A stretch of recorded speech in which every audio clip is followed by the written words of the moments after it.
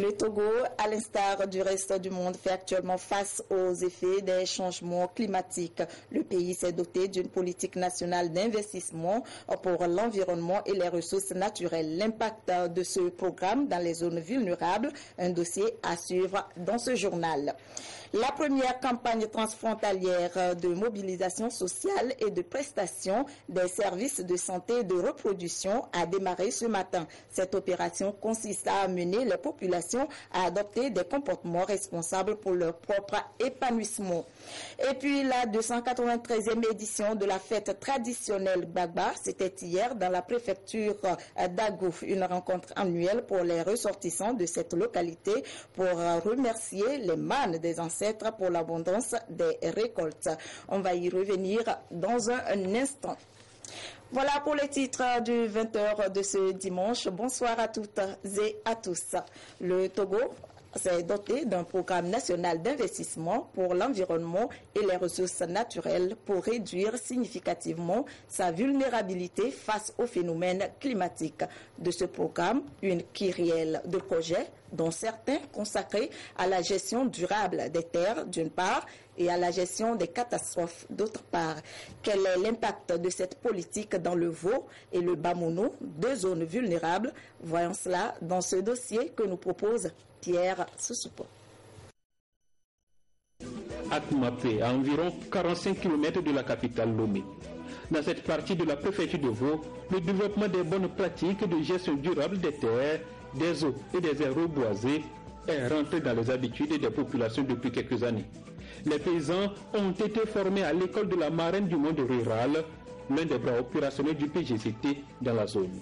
Nous avons bénéficié du projet PGCT, de l'appui financier, qui nous a permis effectivement de développer sur notre site le volet gestion des terres, de développer la maîtrise de l'eau à travers le système d'irrigation, et le troisième appui qui est également financier concerne la gestion des risques de catastrophes pour réhabiliter un peu le tronçon qui mène à la place publique de Doulassa.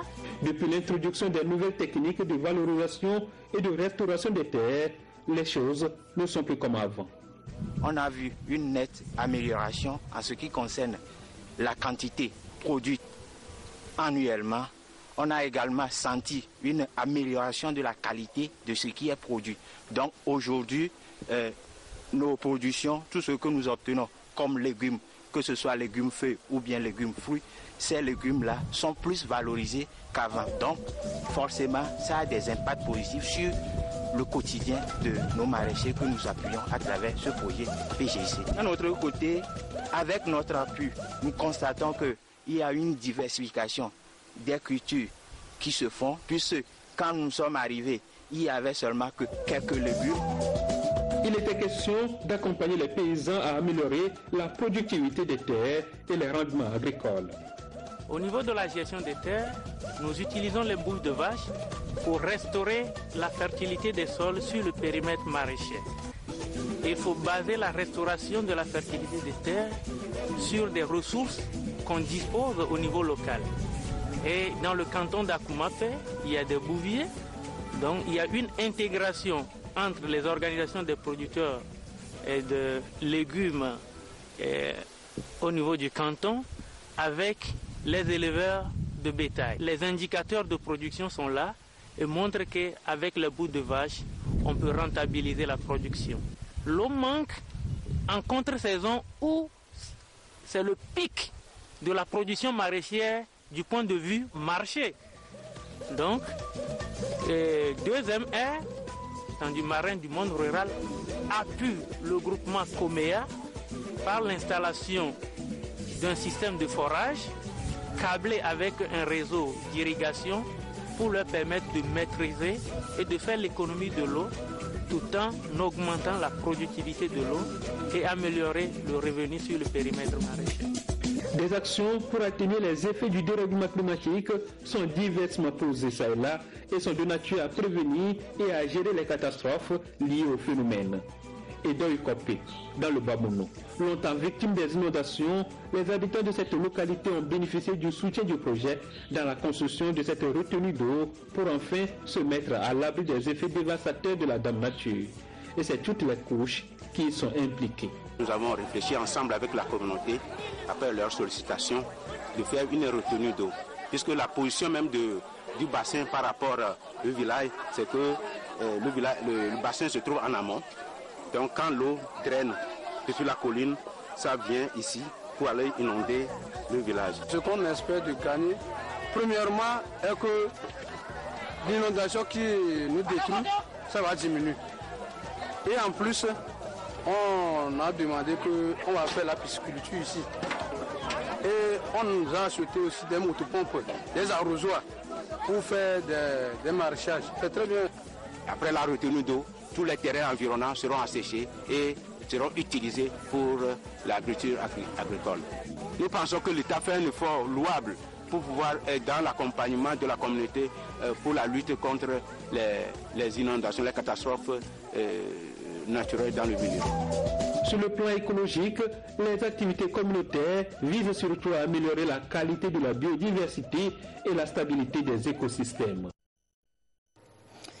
Le recensement de la population togolaise a montré récemment que le Grand Lomé abrite à lui seul plus du quart des citoyens. Du coup, les villages se vident des jeunes et il ne reste que de vieilles personnes sans aucune force pour travailler. Il est vrai que des efforts sont faits pour limiter les dégâts, mais à quoi est dû ce phénomène d'exode rural et quelles conséquences sur l'économie du pays? Les explications dans ce dossier signé Adolphe Paca. Pourquoi un jeune qui devait réussir au village s'est retrouvé sans issue, avec des rêves avortés en ville? Et pourquoi celui qui devait réussir en ville est-il resté à la campagne? Le problème de migration est un phénomène aussi vieux que le monde qui n'a pas encore dit son dernier mot. Ce matin d'un jour ouvrable, lorsque le soleil dardait ses rayons de feu sur Lomé, nous avons décidé de longer la plage avec ses cocotiers, son ombre et les vagues qui se déferlent sur du sable fin.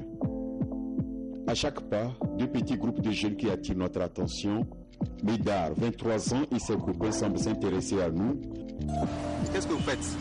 Bon, à chaque fois on se repose ici, chaque matin on se repose ici. Dès les soirs comme ça, bon, on rentre au marché pour chercher des cartons, pour vendre avant de se nourrir. Tout proche d'eux, nous nous sommes rendus compte tout simplement que ce sont des jeunes en situation. Mais la question se pose, comment sont-ils arrivés à Lomé? Je suis arrivé à Lomé d'une manière clopin parce que j'avais pris une carte de venir connaître Lomé. J'ai envie de retourner même, d'aller voir encore mes parents. Clopin, nous aussi les avons quittés. Mais nous avons décidé d'aller vers la source pour comprendre réellement le problème.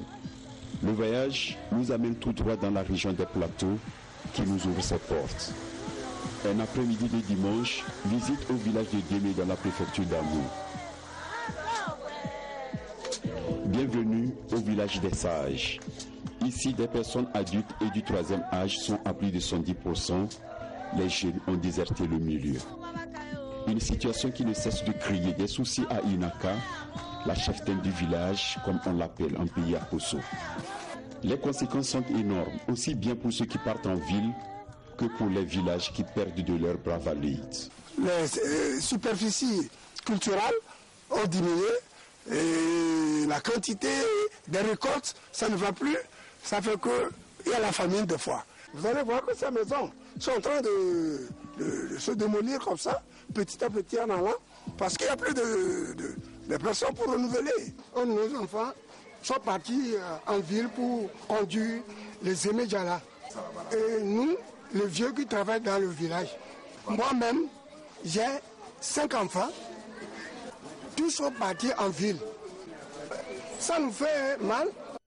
Dans ce coin à Yatro, voici un jeune homme qui s'attache encore à cette réalité. Jeune mécanicien chauffeur, Kofi a fait de l'agriculture sa priorité. Si tu n'es pas paresseux, ce que tu cherches, tu peux trouver. Ici, bon, ça ne fait pas 1 hectare, mais j'attends quelque chose de peut-être 15 sacs ou bien 12 à 15 sacs. Moi, j'invite nos frères Je crois qu'avec ces médias, c'est mieux. Non, je trompe. Moi, je les invite de retourner au village pour qu'ensemble, on puisse faire quelque chose. Ce quelque chose ne peut être que l'exploitation des terres de leurs parents. Et l'agriculture est devenue d'ailleurs une priorité au Togo. La jeunesse est au cœur des préoccupations du gouvernement qui a sorti ces dernières années des projets et programmes tous azimuts pour cerner la situation. C'est en fait un développement inclusif que nous sommes en train d'accompagner dans les différentes communautés de notre pays. Et donc, les préoccupations des jeunes également sont prises en compte. Quand je prends du coup les maisons des jeunes que nous réalisons, que ce soit en milieu urbain ou en milieu rural, c'est juste pour répondre à cette préoccupation. Avec le FNFI, nous avons la JCEF qui concerne uniquement, qui est un produit typiquement pour la jeunesse. Et donc, avec la JCEF, on peut se prendre en charge de là où on est. Ainsi se présentent les deux visages de l'exode rural. Réussite ou désillusion, les conséquences économiques, sociales et sanitaires sont d'une gravité. Tout se concentre à Lomé, créant la forte urbanisation et au même moment des abonnés absents dans les milieux ruraux. La grande campagne de planification familiale et de dépistage du VIH-Sida a débuté ce matin avec des consultations, la distribution des préservatifs et la vaccination des enfants de 0 à 11 mois. Une séance de sensibilisation a accompagné cette opération pour amener les populations à adopter des comportements responsables pour leur bien-être. Le ton a été donné à la frontière sans Vikondi par le secrétaire général de la santé, Napo Koura. Charlotte Houssin.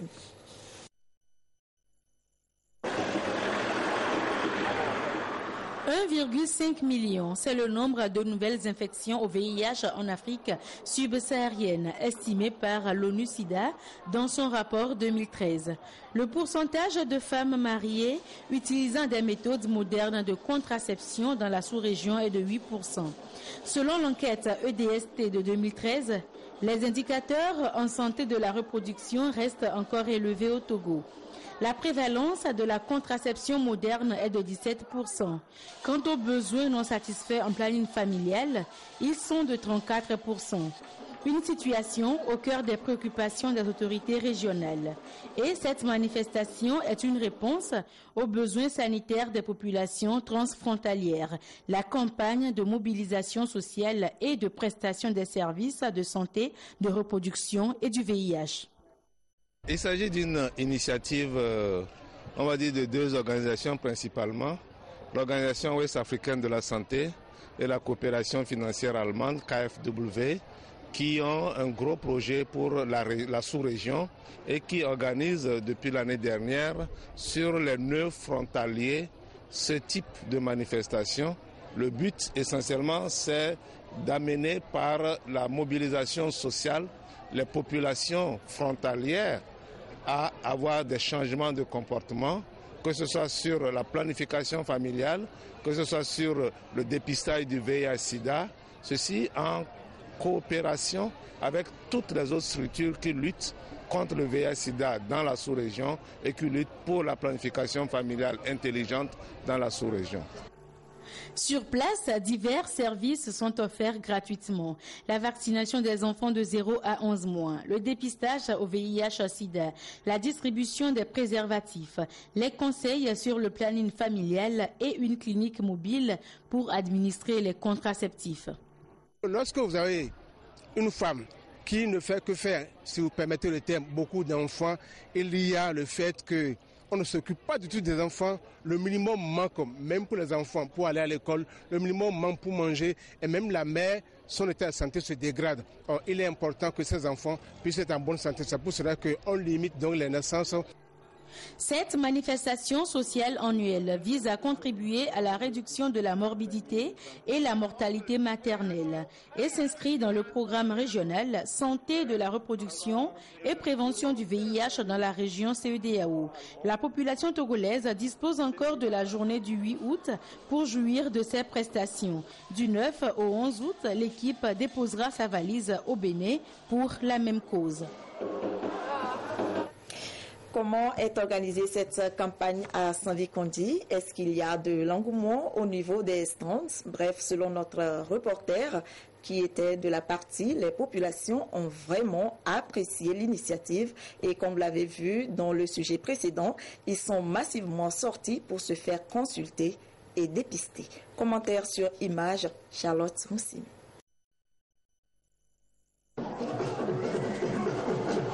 Hélène, jeune maman, sur le site de la campagne transfrontalière. Elle vient vacciner son enfant.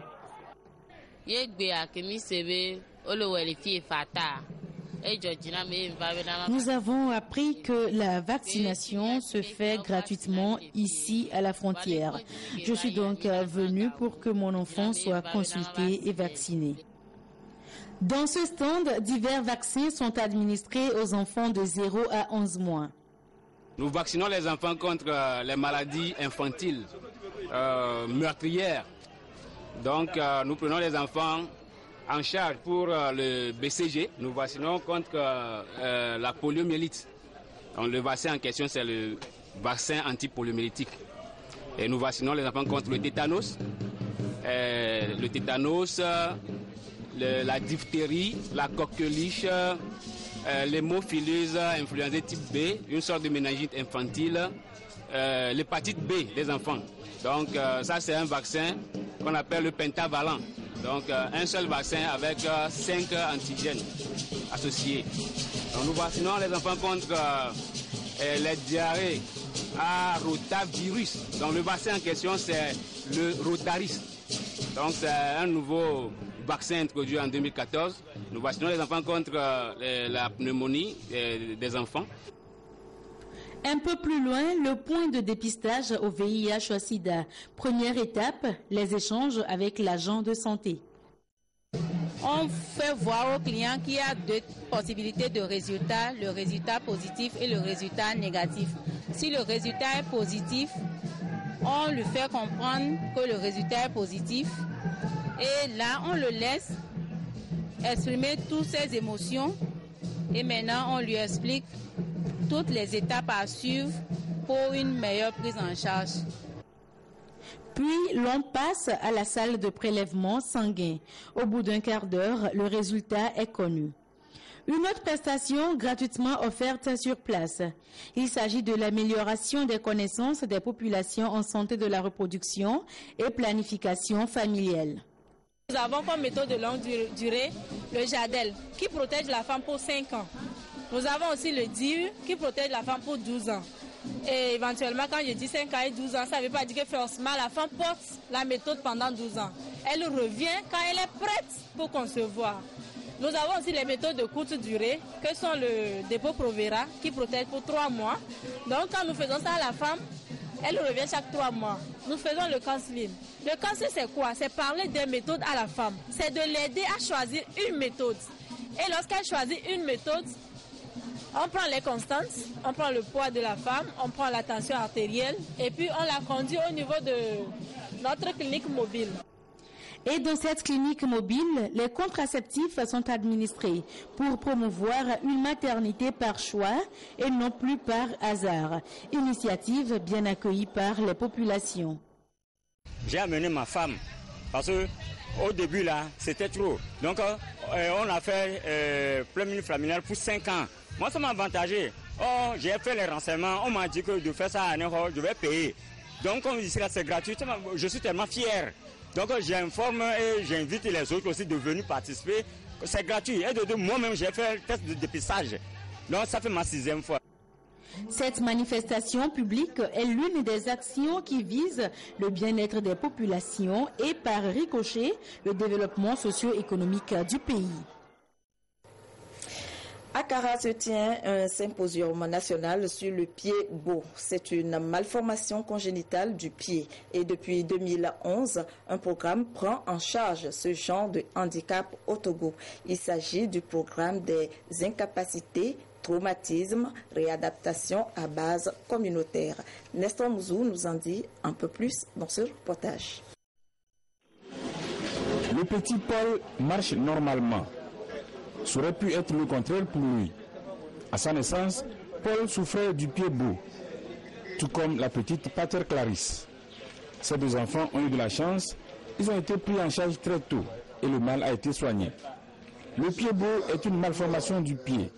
Elle est caractérisée par la pointe du pied qui est tournée en dedans et les orteils portés vers le bas.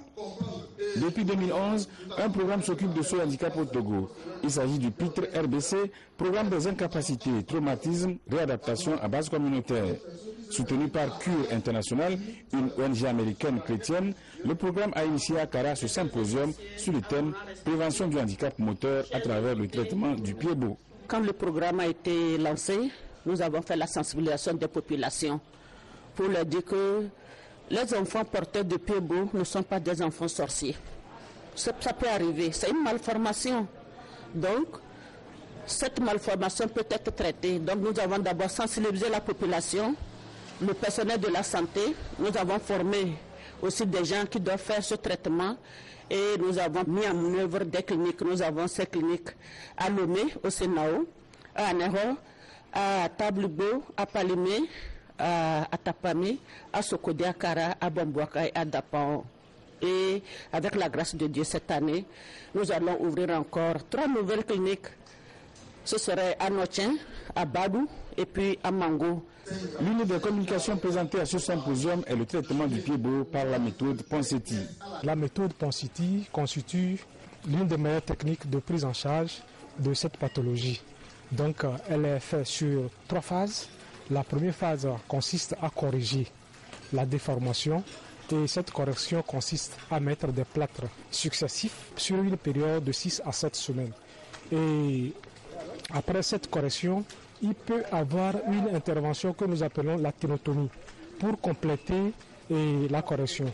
Et la deuxième phase, c'est le maintien de la correction obtenue et consiste uniquement à porter les chaussures ordinairement appelées les chaussures orthopédiques. Ensuite, la troisième étape, c'est uniquement faire le suivi. Causes et conséquences du pied-beau. Cure International et son programme pied-beau au Togo. Rôle du programme de counseling dans le traitement. Lien entre pied-beau, son traitement et le handicap moteur sont les autres communications développées. À ce symposium, les parents des enfants qui ont bénéficié du PITRE RBC sont venus apporter leur témoignage. Quand je l'ai mis au monde, moi-même, je n'avais pas constaté. Il était un peu indisposé, je l'ai amené à l'hôpital parce que nous, on ne savait pas de quoi il s'agit. Maintenant, je l'ai amené à l'hôpital. C'est de là, le docteur, il a vu que depuis quand je l'ai mis au monde, comme ça il était. Et il nous a dit de faire tout, d'aller à Serrao. On m'a dit tout ce qu'on va me faire avec le conseil de suivre, que ça va aller. Que comme c'est déjà commencé dès le début, comme c'est un nouveau-né, que ça va s'arranger. Et grâce à eux, mon enfant marche aujourd'hui. Depuis sa mise en place, le programme des incapacités, traumatisme, réadaptation à base communautaire a permis de soigner avec succès 709 enfants. Politique avec ce meeting du parti ADI, Alliance des démocrates pour le développement intégral à Dapaon. Il était essentiellement question des réformes institutionnelles et constitutionnelles et des élections locales. Et cette rencontre a été présidée d'une caravane. Désiré à l'œil. Partie de l'entrée nord de la ville de Dapaon, la caravane a sillonné certaines artères de la ville avec pour point de chute l'esplanade des bureaux de la préfecture de Thône. Une caravane suivie d'un meeting populaire à mettre à l'actif du parti politique ADI, Alliance des démocrates pour le développement intégral. Les réformes constitutionnelles et institutionnelles ainsi que les élections locales sont entre autres points au centre des débats au cours du meeting. C'est de sensibiliser la population sur le fait que ces réformes, nous souhaitons cela, ces partis politiques d'opposition le souhaitent, et qu'il faut que la population soit sensibilisée pour accompagner le mouvement de revendication pour les réformes. Le deuxième point, c'est la décentralisation. Vous savez, vous qui vivez à l'intérieur, vous savez que les délégations spéciales sont là. Malheureusement, ça ne fonctionne pas. Donc pour nous, la décentralisation, c'est une bonne chose. Il faut nécessairement que la population fasse savoir au régime, aux nos dirigeants, que la décentralisation doit s'effectuer. Pour déjà les réformes, la décentralisation, la lutte contre la corruption, vous savez que nous luttons pour ça. La création d'une université, ça aussi c'est quelque chose à examiner sérieusement. Nous sommes satisfaits, vous savez, depuis les élections présidentielles, c'est la première manifestation qu'on organise. Les gens qui y a, je crois que c'est important. a dit dans cette activité est soutenue par d'autres partis politiques et organisations de la société civile, notamment Asivito, Togo Autrement, l'ANC, le PSR, MCD, le NI, la CDPA, Parti des Togolais et autres. Aux États-Unis, Donald Trump dans la tourmente. C'est une semaine difficile qui se termine pour le milliardaire à 3 mois de l'élection présidentielle. Dans les meetings, Donald Trump continue d'afficher son éternel optimisme. Notre campagne se déroule très bien. On n'a jamais été aussi unis. On a commencé au mois de juin et on n'a jamais été aussi forts tous ensemble.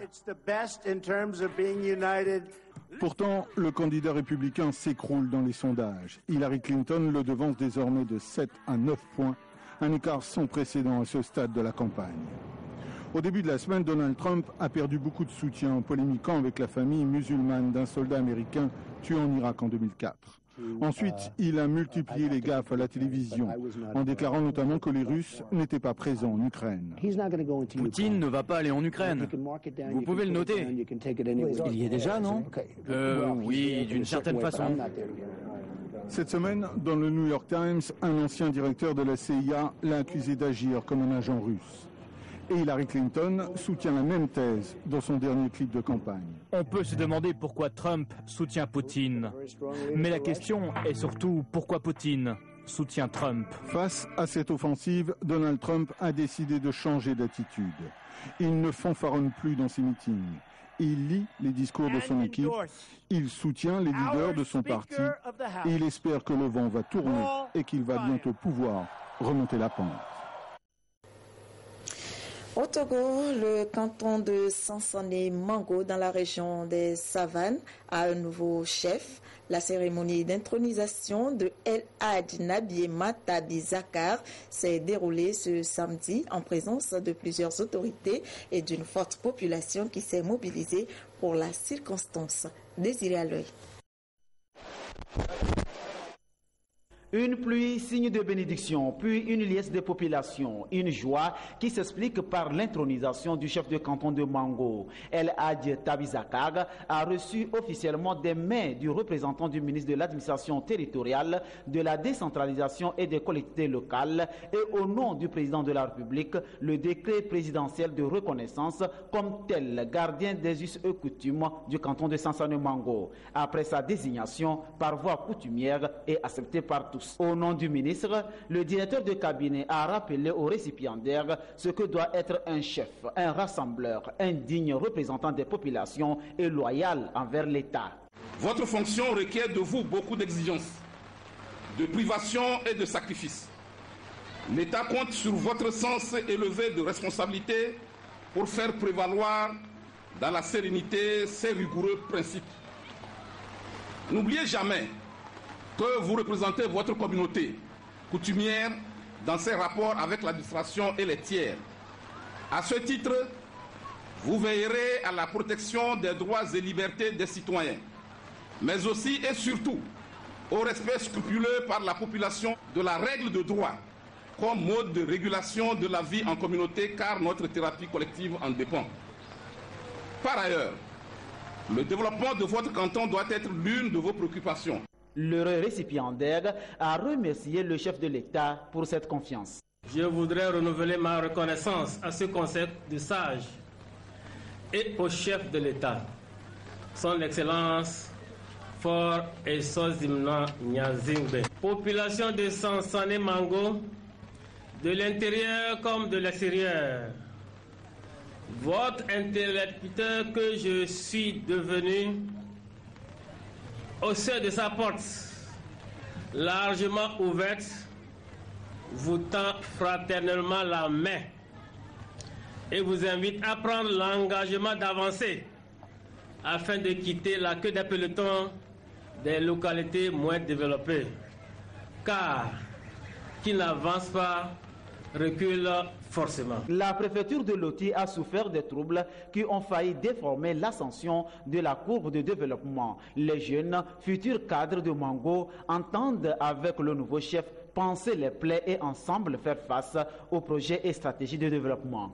allons tourner, nous allons doubler le passé, nous allons faire face, puisque c'est comme si Mango renaissait à nouveau. Mango, un nouveau bébé qui vient de naître. Nous allons faire abstraction de tout ce qui s'était passé pour accueillir des nouvelles perspectives qui vont arriver pour aider le développement de Mango. Sincèrement, on est fiers. Mango est un bien commun à tous, à sauvegarder à tout prix. Très émotionné, le doyen Ouattara Fambaré Nachaba, fils de Loti, a appelé ses frères et sœurs à taire les rancœurs et dans un sursaut patriotique, faire face ensemble au développement. El Adjeta Bizakag, qui succède à Ndjambara Nanzoumana, décédé en 2008, était enseignant au collège, puis préfet d'Assoli, aujourd'hui à la retraite.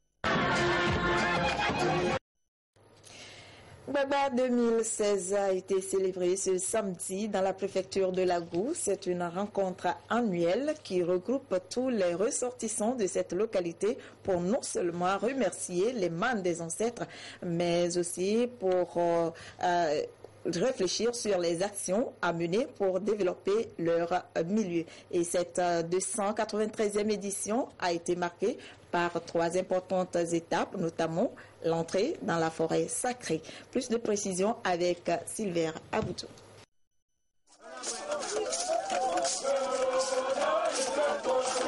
Au son du grand tam-tam, les adeptes font la procession de la forêt sacrée.